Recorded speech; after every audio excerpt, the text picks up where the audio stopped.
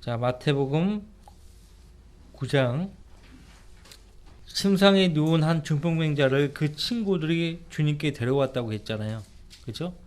예, 이렇듯 우리도 사람들에게 복음을 전해서 주님께 인도하는 그 역할을 충실하게 해야 합니다. 그래서 예수님이 그 중풍병자, 침상에 누운 중풍병자를 고쳐주신 것은 땅 위에서 죄들을 용서하는 권세를 가진 것을 사람들에게 알게 하기 위해서 그렇게 하셨다 말씀하고 있죠.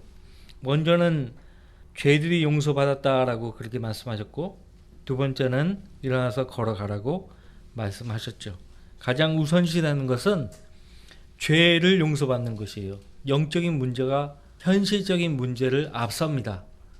중풍병자 입장에서는 현실적인 문제는 일어나 걷고 뛰는 거예요. 근데 주님 입장에서는 죄 문제가 우선이에요. 죄 문제 해결이 우선이에요.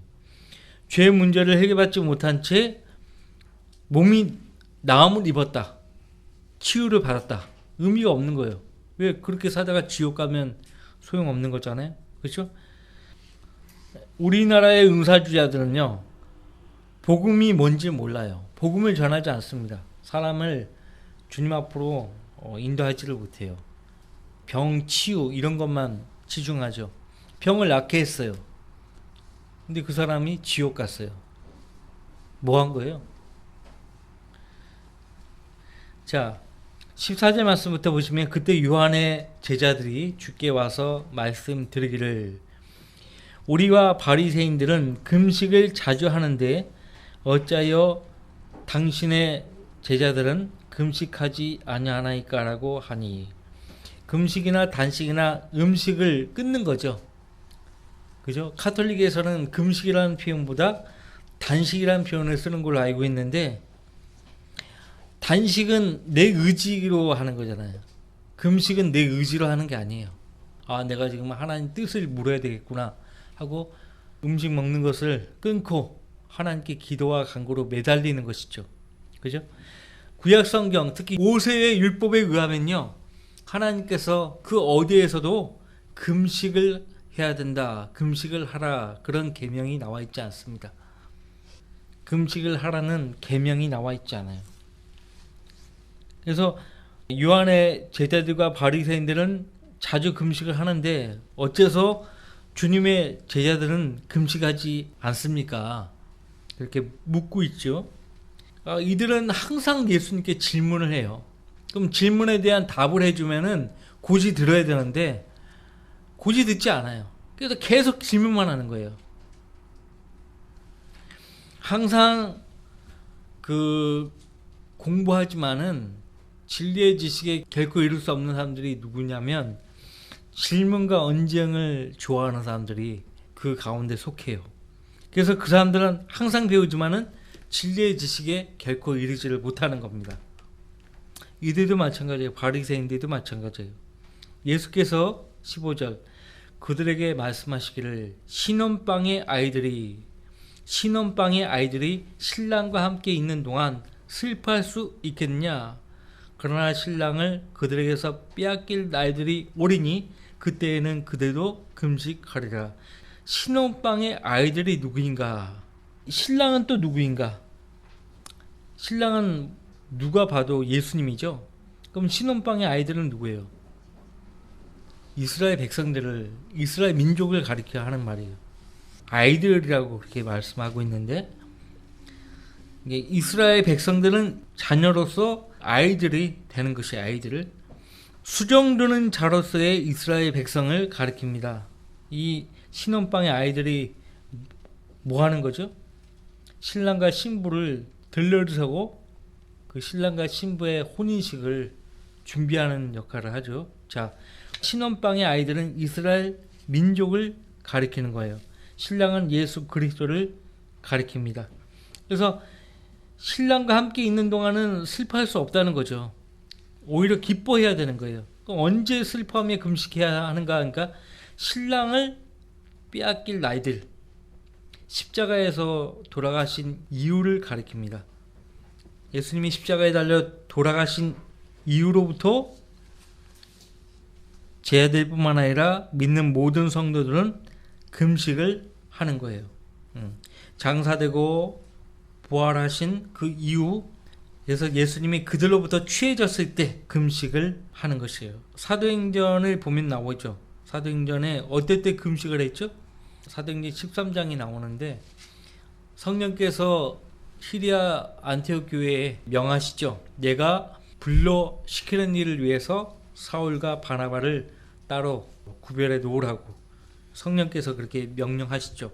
그래서 이제 금식을 하고 그들을 선교사로 떠나 보냅니다. 그것이 사도행전 13장 1절부터 3절에 나옵니다. 14장에 가서도 금식을 하죠. 바울 사도도 금식을 했어요. 금식을 했습니다. 자주 금식했다고 그렇게 말씀하고 있어요.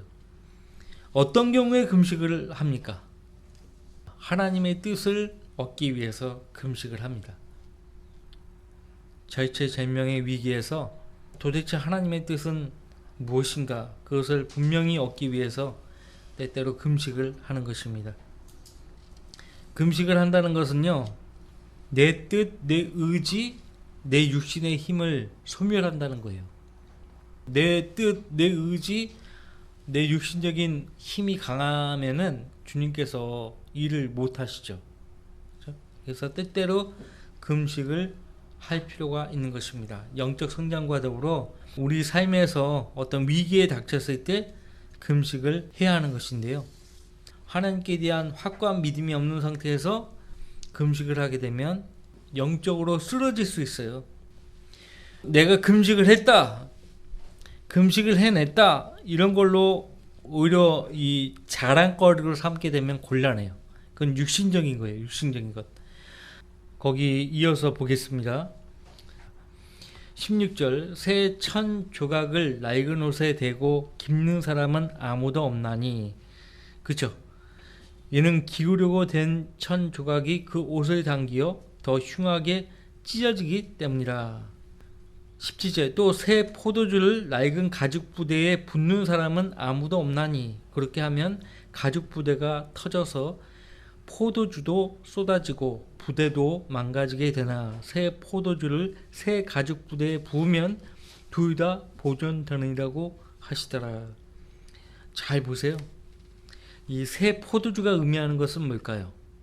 성경에서 성령을 예표하는 것이 많이 있는데 그 가운데 하나가 새 포도주, 그 다음에 기름, 이런 것들은 성령을 예표합니다.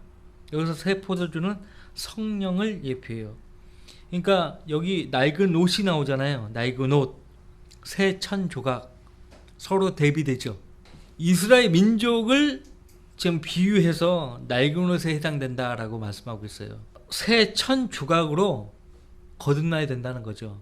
이스라엘 백성은, 이스라엘 민족은. 그 다음에 낡은 가죽 부대인 이스라엘 민족도 새 가죽 부대로 거듭나야 한다는 것을 가리킵니다. 그러니까 새 포도주가 성령을 예표한 것이라면 새 가죽 부대는 성령이 내주한 새로운 백성들을 가리키는 거예요. 그러니까 교회 시대의 성도들이죠. 저와 여러분들이에요. 예수님 당시에 이스라엘 백성들은 희망이 없어요. 그래서 거듭나야 되는 거예요. 왕으로 온전히 받아들이고 그저 회개하고 완전히 주님께 돌아오면은 새 가죽 부대로, 새 천 조각으로 거듭날 수 있다는 것이죠. 거듭나야 한다는 것을, 그 필요성을 이렇게 비유로 이렇게 설명을 하고 계시는 거예요. 예수님께서. 예수님이 돌아가시고 부활하신 그 이전의 사역과 이후의 사역의 차이점을 또 설명을 하고 계시는 것인데, 거듭날 때까지는 그 누구도 새 가죽 부대도 못 되고 새 천 조각도 될 수 없다고 말씀하고 계시는 것입니다. 그러니까 그리스도 안에 있으면 새로운 피조물이 되는 것이에요. 저와 여러분은 새로운 피조물이 된 것이에요. 누가복음 16장 16절 말씀을 제가 인용해 드리면, 율법과 선지서들은 요한까지요, 침례 요한까지예요. 그 후로는 하나님의 나라가 전파되어 사람마다 그 안으로 밀고 들어가느니라. 사람마다 그 안으로 밀고 들어간다. 예수님께서 그렇게 말씀을 하시고 계세요. 하나님 나라가 전파되었어요. 하나님 나라에 들어가려면은 거듭나야 한다고 말씀하고 있잖아요. 그래서 우리가 복음의 말씀을 듣고 거듭나야 한다는 것을, 그 필요성을 알게 된 거예요. 예수님을 영접했어요. 영접을 하니까 하나님 나라에 들어갈 자격을 얻게 되잖아요. 우리의 거듭난 영은 하나님 나라에 속하게 된 거예요. 그래서 우리는 시민권이 2개 있어요. 이 대한민국 시민권이 있는 동시에 하나님나라의 시민권이 있어요. 하나님 나라의 시민권이 있다고요. 거듭나서 그 시민권을 얻게 된 거예요. 미국의 영주권을 얻은 사람은요, 시민권을 얻어야 되죠. 완전히 시티즌십, 시민권을 얻지 못하면은 미국 시민으로서 누릴 수 있는 그 모든 권리를 얻지 못하죠. 우리 영주권뿐만 아니라 시민권은 우리가 얻은 거예요. 예수님의 영접해서 얻은 것입니다. 시민권을 얻지 못한 채 교회만 다니고 있는 사람들이 불쌍하죠. 굉장히 불쌍한 거예요. 낡은 천 조각이에요. 주님 보실 때는. 교회 여기 앉아 있어도 주님 보실 때는 낡은 천 조각이에요. 낡은 가죽 부대예요. 성경에서 사람의 몸을 옷에 비유하고 있다고요? 뿐만 아니라 우주를 또 옷에 비유하고 있어요. 이사야서에 보면은. 여러분들 잘 아시는 히브리서 1장을 보시면요, 이 우주는 낡아집니다. 낡아졌어요. 오존층이 파괴되고 있잖아요. 벌써 지금 4월인데 덥잖아요. 4월인데 더운 것은, 이거는 이상 기후 현상이에요. 히브리서 1장에 보시면은 이 우주가 다 두루마리처럼 말린다, 그렇게 말씀하고 있습니다. 11절, 그것들은 멸망할 터이나 주께서는 영존하시오니 그것들은 모두 겉옷처럼 낡아지리이다. 주께서 그것들을 옷처럼 말아 버리시리니 그리하면 그것들은 바꿔질 것이나 주는 동일하시며 주의 연단은 끝이 없으리이다 하셨도다. 말아버리시고 바꾸시는 거예요. 새 하늘과 새 땅을 창조하신다고 했잖아요. 요한계시록 보면 현재 있는 하늘과 땅은요, 이제 없어지는 거예요. 사라지는 거예요. 멸망하는 거예요. 거듭나지 않으면은 결코 영원히 멸망하지 않을 하나님 나라에 들어갈 수가 없어요. 마태복음 다시 돌아오셔서, 그러니까 율법과 선지서들은 요한까지 끝나는 거예요. 요한까지. 예수님이 십자가에 달려 죽으시고 묻히시고 부활하신 이후에는 새 세대예요. 새 세대. 새 세대의 새로운 백성이 되려면 거듭나야 되는 거예요. 새로운 피조물로 거듭나야 되는 거예요. 그죠? 내가 느끼는 것은 그거예요. 찾지 않는 사람들에게는 발견되지 않아요. 찾지 않는 사람들에게는 결코 발견되지 않아요. 간절한 마음 없이 주님을 영접한 사람은요, 잊어버립니다. 자기를 구원하신 주님을 찾지 않아요. 거듭났어도 인도를 못 받기 때문에 영적 삶에 아무런 희열이 없어요. 9장 18절, 주께서 이러한 것들을 그들에게 말씀하고 계시는데 보라, 어떤 관원이 그에게 와서 경비하며 말하기를. 여기서 어떤 관원은 마가복음 5장과 누가복음 8장에 보면은 회당장 야이로예요. 그 회당장이 예수님께 와서 경비를 했다고 했어요. 경비하며 말하기를, 제 딸이 방금 죽었나이다. 그러나 오셔서 그 아이에게 안수하여 주소서. 그러면 그 아이가 살아나겠나이다 라고 하더라. 자, 누가복음은 아주 정확한데 누가복음 8장 보세요. 죽어가는 자기 딸을, 외동딸이에요. 12살 난 외동딸인데 그 아버지 회당장이 예수님 찾아와서 제 아이가 죽어가고 있는데 제 아이에게 오셔서 안수하여 달라고, 낳게 해달라고 그렇게 요청을 하죠. 거기 누가복음 8장 41절 말씀부터 보시면, 보라, 야이로라 이름하는 사람이 왔는데 그는 회당장이더라. 그가 예수의 발 앞에 엎드려. 왜 엎드린 거예요? 경배한 거거든요. 자기 집으로 오시기를 간청하더라.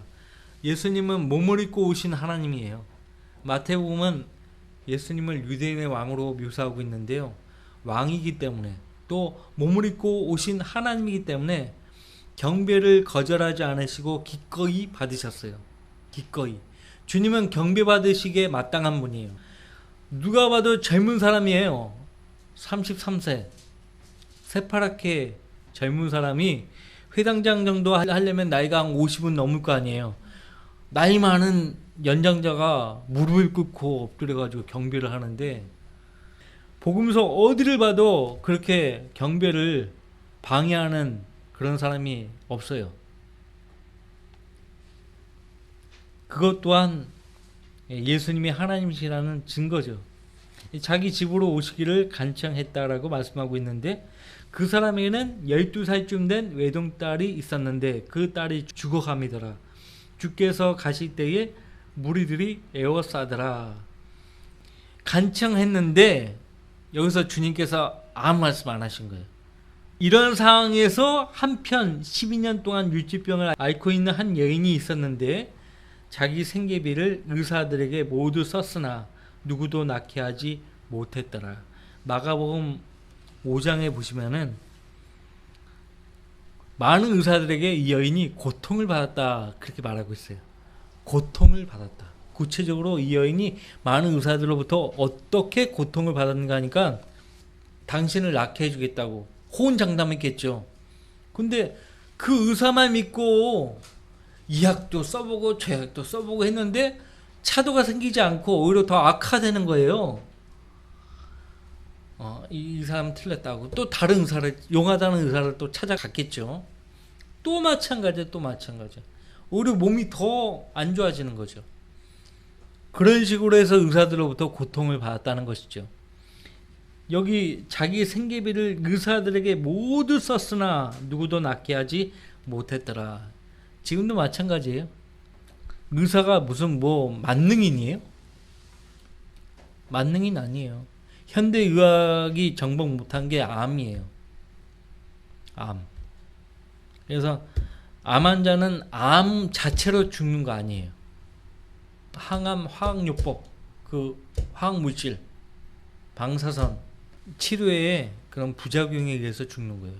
현대의학은 의학이나 그 다음에 응급처치 이런 걸 신뢰할 만해요. 생활 환경을 완전히 바꿔야 돼요. 내가 먹어왔던 것 이런 것 다 바꿔야 돼요. 그러면 살 수 있어요. 그 피가 나오든 몸 안에서 어떤 물질이 나오는 것을 유출병이라고 하거든요. 뇌기에 의하면 얼마나 고생을 했겠습니까? 누구도 낫게 하지 못했더라. 44절. 그 여인이 즉시 뒤로 와서 주의 옷단을 만지니 즉시 유출병이 멈추더라. 왜 여인이 주의 뒤로 와서 주의 옷단을 만졌을까요? 거기 마태복음 9장에 보십시오. 여기 누가복음 8장에 손가락을 딱 끼고요. 마태복음 9장으로 오세요.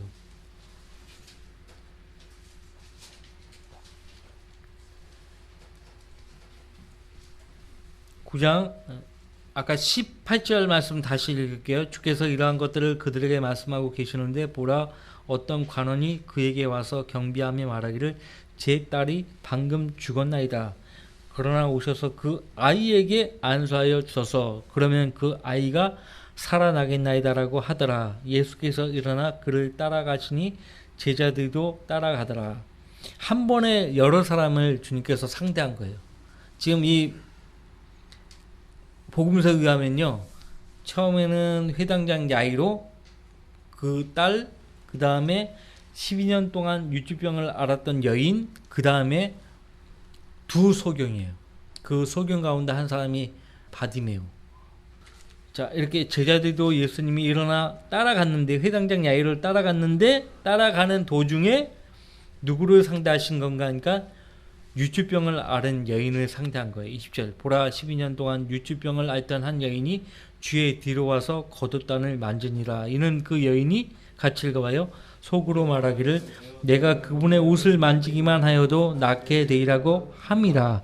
예수께서 돌아서서 그녀를 보시고 말씀하시기를 따라 안심하라. 내 믿음이 너를 낫게 하였도다 하고 하시니 그 여인이 그 시각부터 낫게 되니라. 자, 이 여인이요 말하지도 않았어요. 속으로 생각했는데 예수님이 속으로 그 생각한 것까지 어떻게 해요? 아신 거예요. 예수님은 창조주 하나님이에요. 그러면 여러분들이 평상시 속으로 생각하는 거 아실까요? 모르실까요? 아신다고. 혼자 있을 때 엉뚱한 생각 하지 말자는 거죠. 다 아시는 거예요, 다. 여기 성경에 보면요, 심지어는 루시퍼도 속으로 생각하는 거를 하나님 다 아셨죠? 여기 속으로 말하는 거, 사라도 속으로 말하고 있는 것을 아브라함도 그렇고요, 다 주님이 아신다고 다. 그걸 또 성경에 다 기록을 하셨어. 속으로 말하고 속으로 생각하는 것을 성경에 다 기록해 두셨단 말이죠. 여러분들 장부가 따로 있다고 하죠? 하늘나라에. 다 일일이 기록하고 있을지 몰라요. 자, 내가 그분의 옷을 만지기만 하여도 낫게 되리라고 함이라. 따라 안심하라. 내 믿음이 너를 낫게 하였도다고 하시니 그 여인이 그 시각부터 낫게 되리라. 누가 봐도 이 여인의 나이가 예수님보다 위였을 텐데 따라 안심하라. 따라. 또 어디 보면 아들아 그렇게 말해요. 아들아. 몸을 입고 오신 창조주 하나님이기 때문에 예수님을 대하는 사람들마다 저분을 청년 예수로 안 대해요. 어디에서 청년 예수 얘기하죠? 카톨릭, 또 기독교 장로회. 거기서 청년 예수 한다고요. 실제 예수님 대한 사람들은 청년 예수로 대하지 않았다니까요. 만왕의 왕 만주의 주, 창조주 아버지 하나님으로 대한 거예요. 그러니까 엎드리고 경배하는 거예요. 청년 예수로 대했다면 그렇게 안 하죠. 그죠?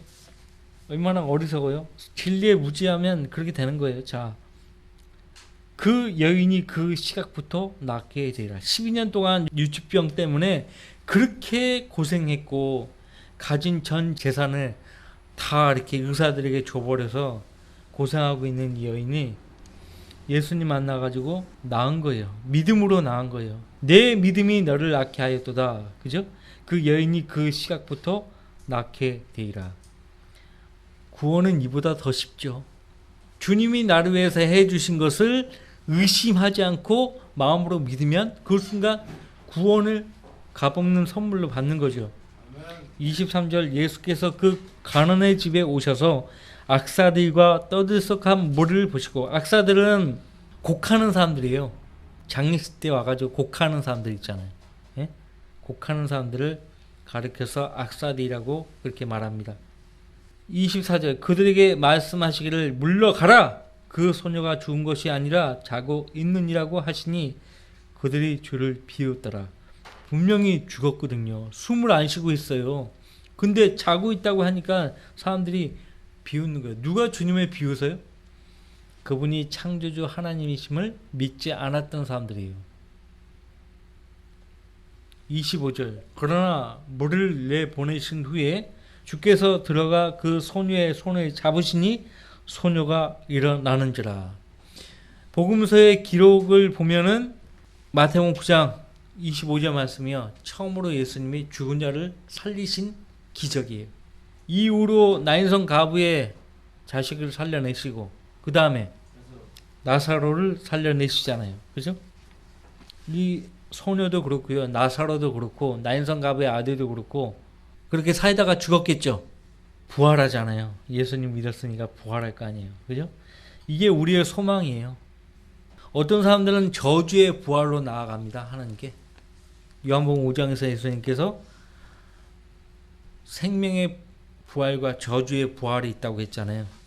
생명의 부활은 여러분과 저에게도 포함되는 거예요. 저주의 부활은 심판받기 위해서 몸을 입고 하나님 앞에 서는 거예요.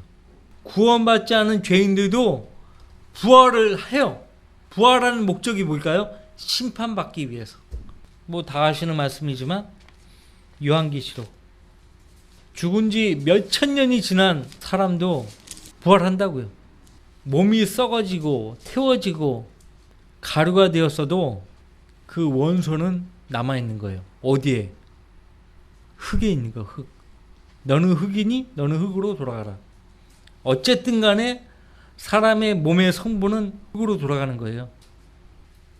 요한계시록 20장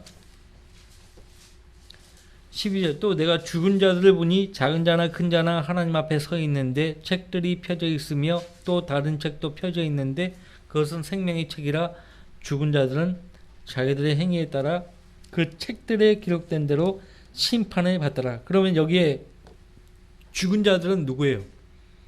구원받지 못한 죄인들이에요. 구원받지 못한 죄인들이에요. 거듭나지 않은 채 죽었어요. 그 죽은 자들이 심판을 받으려면 또 다른 몸을 입고 하나님 앞에 서야 하거든요. 13절 그래서 바다도 그 안에 있던 죽은 자들을 넘겨주고 바다에서 죽은 사람들이 있을 거 아니에요. 또 사망과 지옥도 그들 안에 있던 죽은 자들을 넘겨주니 사망과 지옥에 들어가 있는 사람들은 누구예요? 산 사람이 들어가는 거예요? 죽은 사람들이 들어가는 거예요? 죽은 사람들. 영이 죽은 사람들이 가는 거잖아요. 근데 마지막 큰 백보자 심판 때에는 사망도 지옥도 입을 열어가지고 죽은 자들을 심판대에 넘겨줍니다. 그러니까 지옥은 지금 말로 하면은 뭐예요? 구치소에 수감돼 있다가 임시적으로 수감돼 있다가 영원한 교도소로 가는 거예요. 빼도 박도 못해요. 여기 심판을 한다고 하나님 앞에 서는데 하나님 봐주십시오. 제가 4,000년 동안 지옥에서 엄청나게 성찰을 많이 했습니다. 봐주십시오. 그냥 가는 거예요. 하나님은 공의로운 분이시기 때문에 변명하지 못하도록 심판을 하십니다. 그래서 사망도 지옥도 불못에 던져지니 이것이 둘째 사망이라. 주님이 그 소녀의 손을 잡으셨다고 말씀하고 있잖아요. 죽은 아이의 손을 잡으신 거예요. 12살 난 죽은 아이의 손을 잡으신 거예요. 거기 누가복음 8장 다시 보세요. 누가복음 8장 44절 그 여인이 주의 뒤로 와서 주의 옷단을 만지니 즉시 유질병이 멈추더라. 그러자 예수께서 말씀하시기를 나를 만진 사람이 누구냐고 하시니 모두가 부인하되 베드로와 또 그와 함께한 사람들이 말하기를 선생님을 에워싼 무리가 밀고 있는데 나를 만진 자가 누구냐고 말씀하시나이까라고 하더라. 예수께서 말씀하시기를 누군가가 나를 만졌도다. 이는 나에게서 능력이 나간 것을 내가 알았음이라고 하시니 그 여인이 숨길 수 없음을 알고 떨며 나와서 주 앞에 엎드리더니 자기가 무슨 연고로 주를 만졌으며 또 어떻게 해서 즉시 치유되었는가를 모든 사람들 앞에서 주께 밝히니라. 주께서 말씀하시기를 따라 안심하라. 내 믿음이 너를 낫게 하였도다. 평안히 가라고 하시더라. 자, 주께서 아직 말씀하고 계시는데 회당장 집에서 어떤 사람이 와서 그에게 말하기를 당신의 딸이 죽었으니 선생님을 괴롭히지 마소서라고 하더라. 그러나 예수께서 이 말을 들으시고 그에게 대답하여 말씀하시기를 두려워 말고 믿기만 하라. 그러면 그 아이가 낫게 되리라고 하시고 그 집에 들어가시면서 베드로와 야고보와 요한 그리고 그 소녀의 아버지와 어머니 외에는 아무도 안에 들어오는 것을 허락치 아니하시더라. 그때 사람들이 그 아이로 인하여 모두 울며 통곡하더라. 그러나 주께서 말씀하시기를 울지 말라. 아이가 죽은 것이 아니라 자고 있노라고 하시니 그들은 아이가 죽은 것을 알고 주를 비웃더라. 그러나 주께서 그들을 모두 밖으로 내보내신 후 아이의 손을 잡고 부르시며 말씀하시기를 소녀야 일어나라고 하시자. 마가복음에는 달리타쿠미 히브리어로 그렇게 달리타쿠미 이렇게 되어 있거든요. 소녀야 일어나라 그런 말씀이에요. 55절 그때 그 아이의 영이 돌아오니 아이가 즉시 일어나더라. 사람이 죽었다가 깨어나려면 어떻게 해야 되는 거예요? 영이 돌아와야 돼요. 영이 돌아와야 돼. 영이 돌아오면 혼도 돌아오게 돼 있어요. 영은 하나님의 숨이에요. 사도행전 17장에 보셔서 알지만은 하나님께서 만민에게 생명과 호흡과 만물을 주신다고 되어 있잖아요. 만물, 호흡을 주신다고요. 생명과 호흡을 주시는 거예요. 그 호흡이 영이에요. 모든 영은 하나님의 것이라고 했어요. 전도서에서. 그래서 모든 영은 하나님께 돌아간다고 되어 있어요. 죽었다고 안 하고 돌아가셨다라고 하는데 어디로 돌아갔는지 말을 못해. 돌아가셨습니다 이야기하는데 어디로 말 못해. 하나님께 간 거예요. 하나님께. 아이가 즉시 일어나더라. 주께서 아이에게 먹을 것을 주라고 명하시니 그 부모가 놀라더라. 그러나 주께서는 그들에게 아무에게도 이러한 일을 말하지 말라고 당부하시니라. 자, 마태복음 9장으로 다시 옵니다.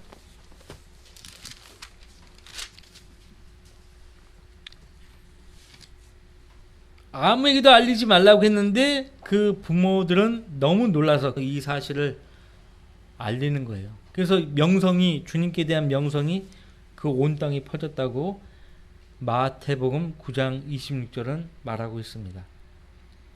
주님이 말씀하셨고 또 그 아이의 손을 딱 잡으신 거예요.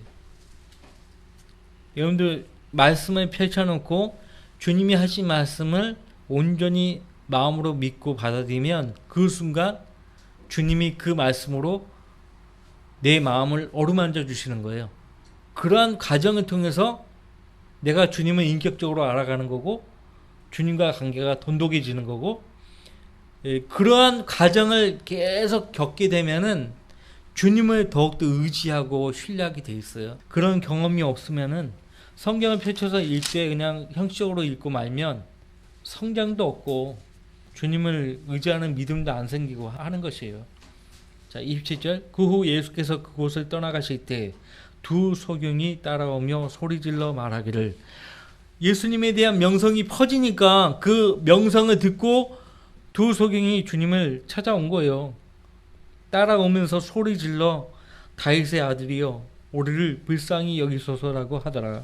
소경들도 예수님을 다윗의 아들이라고 말하는데 당시 종교 지도자들은 감히 예수님에 대해서 그렇게 생각지도 않았잖아요. 무시하고 비웃고 고소하려고 하고 그러잖아요. 어떻게 죽이고 그런 생각 하잖아요. 그들은. 그죠? 다윗의 아들이요 우리를 불쌍히 여기소서라고 하더라. 주께서 집에 들어가시니 그 소경들이 주께 오더라. 예수께서 그들에게 말씀하시기를 너희는 내가 이 일을 할 수 있다고 믿느냐고 하시니 그들이 주께 말씀드리기를 주여 그러하옵니다 라고 하더라. 그때 주께서 그들의 눈을 만져주시며, 아까 회당장 야이로의 딸을 어떻게 했어요? 그 아이의 손을 잡으셨다고 했잖아요. 이 두 소경도 눈을 만져주셨다고 말씀하셨어요. 말씀하시기를 너희 믿음대로 되라고 하시니 그들의 눈이 뜨이더라. 그때에 예수께서 그들에게 엄히 당부하여 말씀하시기를 주의하여 아무것도 알지 못하도록 하라고 하시니라. 그러나 그들이 나가서 온 지방에 그의 명성을 퍼뜨리니라.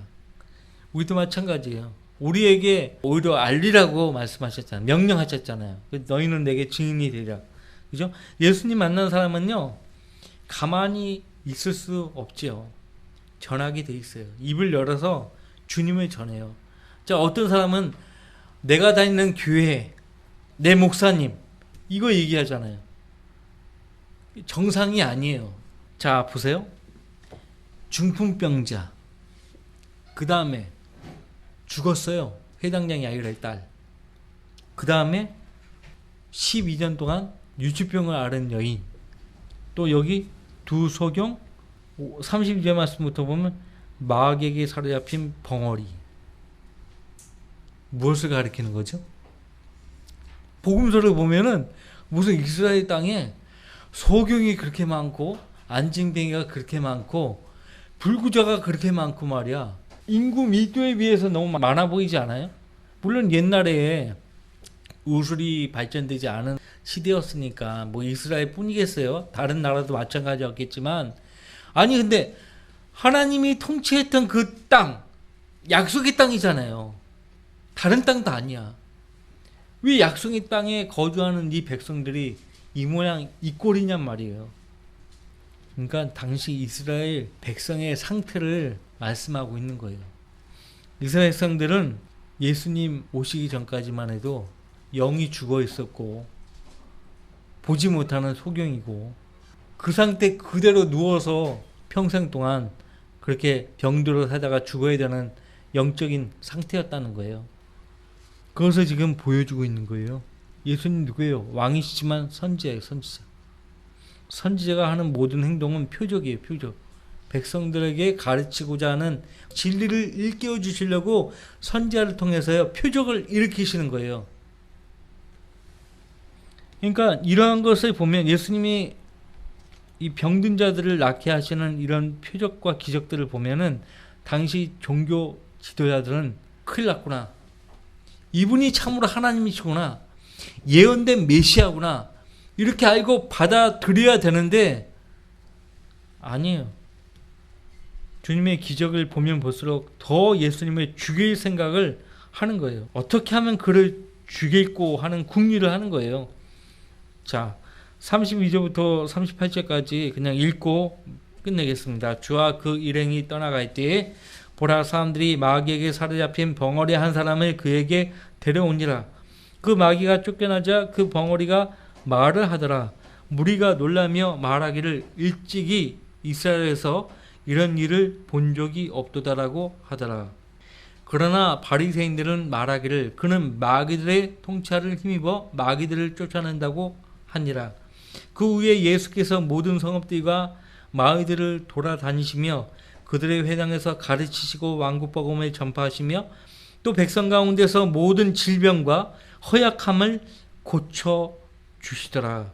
주께서 물을 보시고 그들을 가엾게 여기시니 이는 그들이 목자 없는 양과 같이 지치고 흩어졌습니다. 그때 주께서 제자들에게 말씀하시기를 참으로 추수할 것은 많으나 일꾼들이 적구나. 그러므로 너희는 추수해 주께 기도하여 추수할 일꾼들을 보내주시라고 하라 하시더라. 그러니까 보통 일반 백성들은 유대 백성들은 예수님을 알아봤단 말이에요. 알아보고 그분께 합당한 경배를 드렸단 말이죠. 그분이 하신 말씀에 귀를 기울였고 순종했단 말이죠. 근데 어느 부류의 사람들만 예수님을 하나님으로 인정하지 않고 왕으로 인정하지 않고 있습니까? 종교 지도자들. 근데 예수님이 하시는 말씀을 자주 들었던 회당장들은요, 거의 대부분이요, 예수님을 믿었어요. 바리새인들 이런 사람들만 예수님을 긋고 믿지 않은 것이 거절한 거예요. 말씀의 길을 내줄 수 있으면은 그 사람은 구원 받을 수 있어요. 처음부터 귀를 내주지 않기 때문에 구원을 못 받고 있는 거예요. 예수님은 제자들을 추수할 일꾼들로 부르심 받았다는 것을 다시 한번 인지시켜주고 계십니다. 그래서 너희들 같은 일꾼들이 많이 필요하다는 것을 말씀하고 있는 겁니다. 그래서 더 많은 일꾼들을 보내주시라고 기도하라고 말씀하고 있어요. 주님은 추수의 주님이에요. 추수할 일꾼들은 매 세대에 필요했어요. 지금은 더 많이 필요해요. 그래서 지역교회 성도들은 모두가 다 추수할 일꾼들로 하나님께서 부르신 거예요. 여러분들 누가 알곡이고 누가 쭉정인지 구분을 할 수 있어야 돼요. 그래야 추수를 하죠. 자, 다 같이 기도합시다.